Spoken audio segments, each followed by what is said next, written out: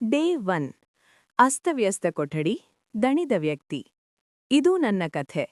ನನ್ನ ಜೀವನವನ್ನು ಬದಲಾಯಿಸಲು ತೆಗೆದುಕೊಂಡ ಒಂದು ಸಣ್ಣ ನಿರ್ಧಾರದ ಕಥೆ.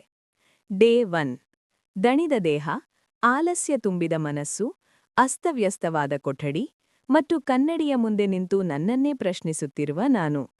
ಇನ್ನೆಷ್ಟು ದಿನ ಹೀಗೆ? ಮೊದಲ ವರ್ಕೌಟ್. ಅಂದು ಮೊದಲ ಹೆಜ್ಜೆ ಹಾಕಿದೆ. ಸುಲಭವಾಗಿರಲಿಲ್ಲ. ಪ್ರತಿ ಪುಷಪ್ ನೋವು, ಪ್ರತಿ ಸ್ಕ್ವಾಟ್ ಒಂದು ಹೋರಾಟ.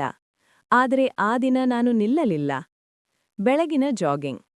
ಪ್ರತಿ ಬೆಳಗ್ಗೆ ಸೂರ್ಯೋದಯದ ಜೊತೆ ಓಡಲು ಆರಂಭಿಸಿದೆ. ತಾಜಾ ಗಾಳಿ, ಹೊಸ ಆಶೆ, ಪ್ರತಿ ಹೆಜ್ಜೆಯಲ್ಲೂ ಒಂದು ಹೊಸ ಶಕ್ತಿ. ಆರೋಗ್ಯಕರ ಆಹಾರ. ಜಂಕ್ ಫುಡ್ಗೆ ಗುಡ್ ಬೈ, ಆರೋಗ್ಯಕರ ಆಹಾರಕ್ಕೆ ಹೆಲೋ. ಪ್ರತಿ ಊಟವೂ ನನ್ನ ಗುರಿಯತ್ತ ಇನ್ನೊಂದು ಹೆಜ್ಜೆ. Calendar page flip. Day 1, day 30. ದಿನಗಳು ಹೋದವು. Day 5, day 10, day 20. ನೋವಿತ್ತು, ಸ್ವರಗಿತ್ತು, ಆದರೆ ಒಂದು ಸಂಗತಿ ಬದಲಾಗಲಿಲ್ಲ, ನನ್ನ ನಿರ್ಧಾರ. ಡೇ 30. ಟ್ರಾನ್ಸ್ಫಾರ್ಮೇಷನ್. ಡೇ 30. ಇದೀಗ ಕನ್ನಡಿಯ ಮುಂದೆ ನಿಂತಿರುವ ವ್ಯಕ್ತಿ ಆ ದಿನದ ನಾನಲ್ಲ. ಬಲವಾದ ದೇಹ, ಆತ್ಮವಿಶ್ವಾಸದಿಂದ ತುಂಬಿದ ಮುಖ ಮತ್ತು ಒಂದು ಸತ್ಯ. Ending motivation.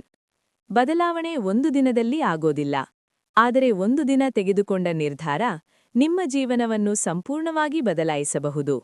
ಇದು ನನ್ನ 30 ದಿನಗಳ ಕಥೆ. ನಿಮ್ಮ ಡೇ 1 ಯಾವಾಗ?